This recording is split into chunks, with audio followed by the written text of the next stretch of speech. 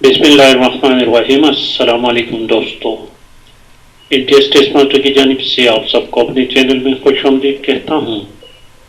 دوستو، اسلامیات MCQs کے سلسلے میں ویڈیو نمبر 184 اپلوڈ کر لیتے ہیں۔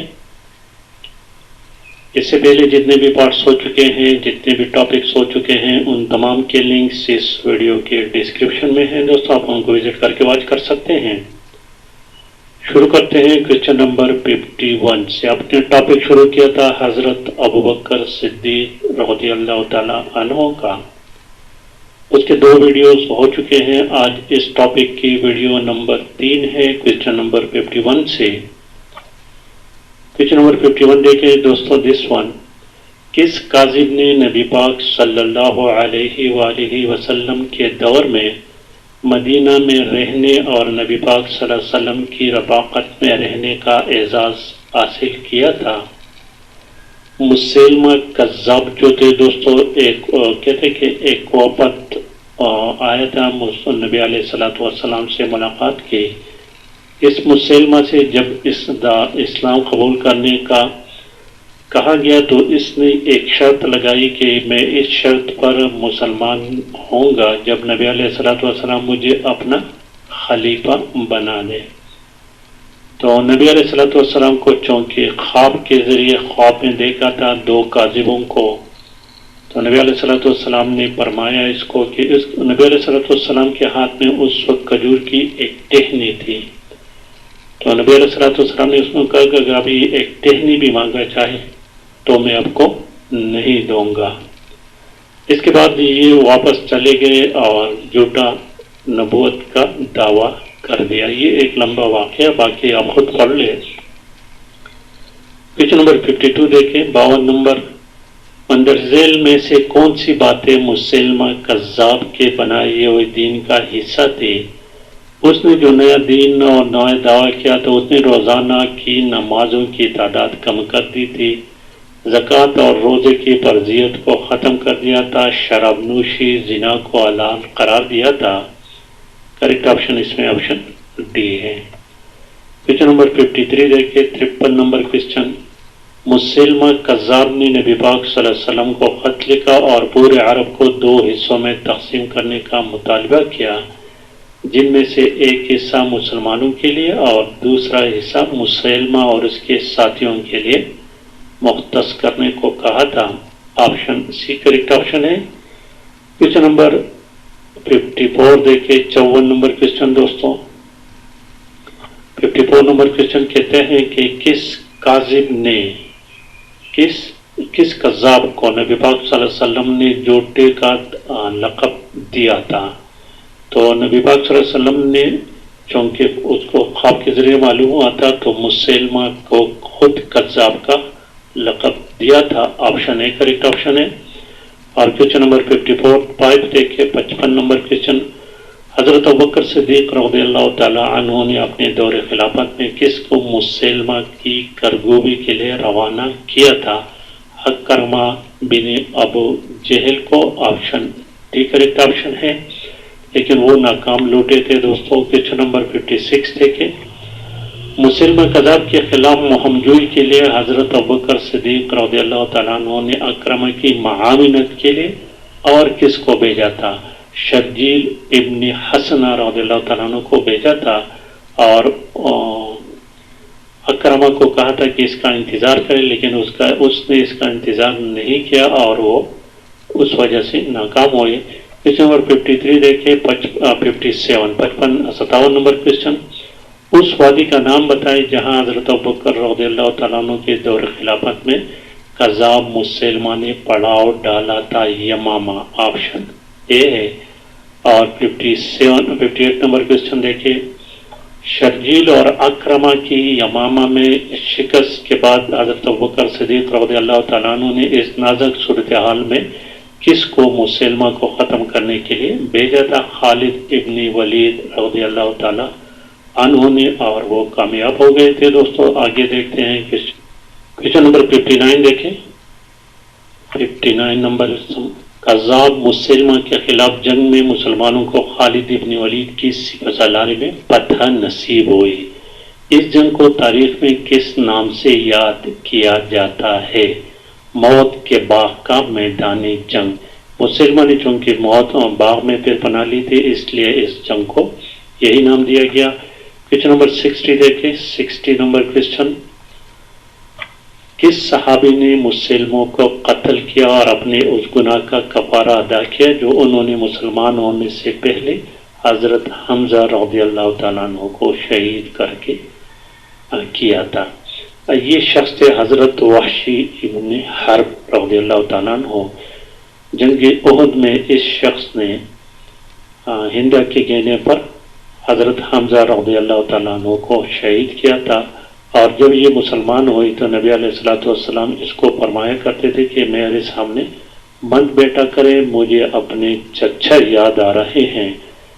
تو یہ اپنے کیے پر بہت زیادہ پشیمان تھے اور اسی موقع کے تلاش میں تھے کہ کوئی ایسا کام اس کے ہاتھ سے ہو جائے کہ وہ اپنے اس گناہ کا کفارہ ادا کرے۔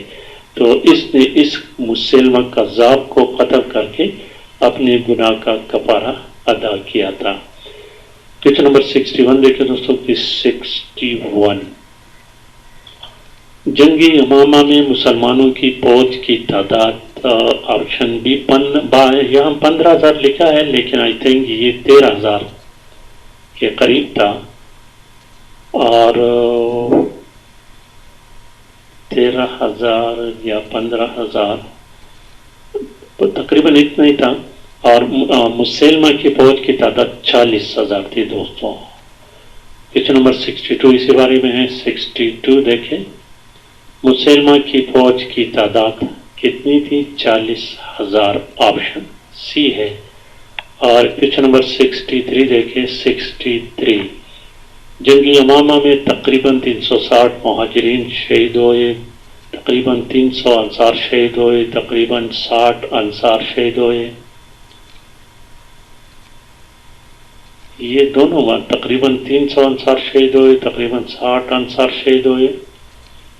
یہ مہاجرین اے اور بی جو ہے نا دوستو، یہ تقریباً تمام باتیں صحیح ہے، کیونکہ اس جنگ میں مسلمانوں کی 1200 صحابہ کرام شہید ہوئے تھے۔ دوستو یاد رکھیں 1200 صحابہ کرام شہید ہوئے تھے، اور مسلمہ کی فوج کے 21,000 فوجی ہلاک ہو گئے تھے۔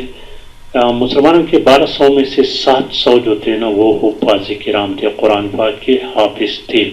اس لیے اس جنگ کے بعد قرآن پاک کی تدوین کا سلسلہ شروع ہو گیا تھا، کیونکہ مسلمانوں کو پھر خوف یہ اندیشہ ہو گیا کہ کہیں اسی طرح اگر شہداء حفاظ کرام کی شہید ہوتے رہے تو کہیں قرآن ہمارے ہاتھ سے نہ نکل جائے، تو تدوین قرآن کا سلسلہ پھر شروع ہوا تھا۔ اور ایسی ایک جنگ میں 1200 صحابہ شہید ہوئے تھے۔ اور ایک بات اور یاد رکھنے کی ہے دیکھو کہ نبی علیہ الصلوۃ والسلام کی دور خلافت میں، یعنی دور نبوت میں 23 سال جو اس میں جتنے جنگی غزوات اور سریے سب کچھ ہوئے نا، اس میں ٹوٹل 259 صحابہ شہید ہوئے تھے۔ یہ ایک اہم بات ہے، 259، اور ادھر یہاں ایک جنگ یمامہ میں 1200 صحابہ نے اپنی جان قربان کر دی تھی۔ کویشچن نمبر 64 دیکھتے ہیں، 64 نمبر کویشچن کہتے ہیں کہ جنگی یمامہ میں مسلمہ کذاب کے کتنے حواری مارے گئے تھے؟ 21,000، یہ ابھی آپ کو میں نے بتا دیا۔ کویشچن نمبر 65 دیکھیں، 65 نمبر کویشچن، جنگی یمامہ کے بعد حضرت ابوبکر صدیق رضی اللہ تعالیٰ عنہ نے کس کو اس جنگ کی شہداء کی تدفین کا حکم دیا تھا؟ حضرت زید ابن حارث ابن ثابت رضی اللہ تعالیٰ عنہ، آپشن بی کریکٹ آپشن ہے۔ اور کویشچن نمبر 66 دیکھیں، 66، حضرت ابوبکر رضی اللہ تعالیٰ عنہ کے دور خلافت کی کس جنگ کو ذات العیون یا پھر آنکھوں کی جنگ کہا جاتا ہے؟ انبار، کیونکہ اس جنگ میں مسلمانوں نے مخالفین کی آنکھوں پر حملہ کیا تھا اور تقریباً 1000 آنکھوں کو نقصان پہنچایا تھا۔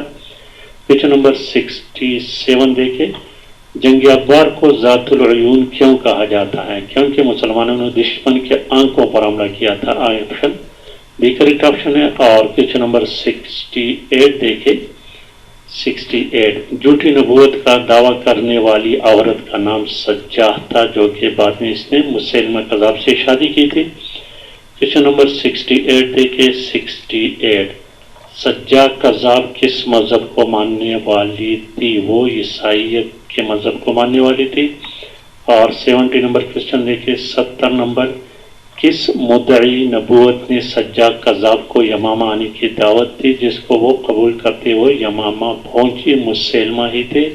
آپشن اے کریکٹ آپشن ہے۔ اور کوشچن نمبر 71 دیکھیں کس وجہ سے سجاہ نے جھوٹی نبوت کے اس ڈرامے کو ختم کر دیا تھا؟ کیونکہ اس نے مسلمہ سے شادی کر لی تھی۔ آپشن سی ہے۔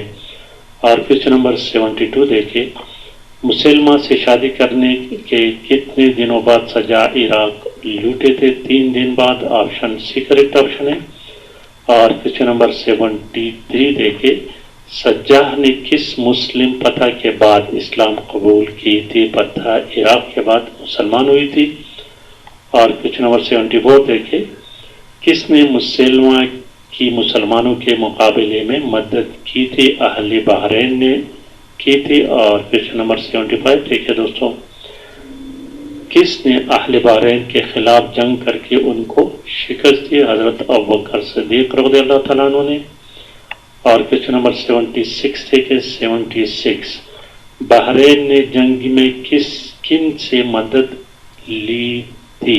ایران سے۔ آپشن اے کریکٹ آپشن ہے۔ اور کوشچن نمبر 77 دیکھتے ہیں 77 حضرت محمد صلی اللہ علیہ وآلہ وسلم کے وصال کے بعد حضرت ابوبکر صدیق رضی اللہ تعالیٰ عنہ کے بعد کے دور خلافت میں کس علاقے کے زیادہ تر لوگ مرتد ہو گئے تھے؟ دوستو یہ آپشن اے اور بی دونوں کریکٹ ہے۔ اس طرح کوشچن نمبر 78 دیکھیں 78 نمبر کوشچن دیکھیں دوستو خلیج پارس کی سرحد پر واقع عمان نبی پاک صلی اللہ علیہ وسلم کی زندگی میں کس کی حکمرانی میں تھا؟ یہ ایران میں تھا، پارس اس کو کہتے ہیں۔ آپشن اے کریکٹ آپشن ہے۔ اور کوشچن نمبر 79 دیکھیں 79 حضرت ابوبکر صدیق رضی اللہ تعالیٰ عنہ نے کس صحابی کو مرتدین عمان کی سرگوبی کے لیے عمان بھیجا اور وہ پتہ یاب ہوئے تھے؟ اکرمہ ابن ابو جہل کو۔ آپشن اے کریکٹ آپشن ہے۔ اور آج کی ویڈیو کا آخری کوشچن دیکھیے کوشچن نمبر 80 حضرت ابوبکر صدیق رضی اللہ تعالیٰ عنہ کے دور خلافت میں کب حضر موت کے علاقے میں ایک بغاوت نے جنم لیا تھا اور کچل دی گئی تھی؟ 632 کی کا بات ہے۔ آپشن بی کریکٹ آپشن ہے۔ تو یہ تھی دوستوں آج کی ویڈیو، پسند آنے کی صورت میں پلیز چینل کو سبسکرائب کریں، ویڈیو کو لائک اور شیئر لازمی کریں۔ Thank you for watching.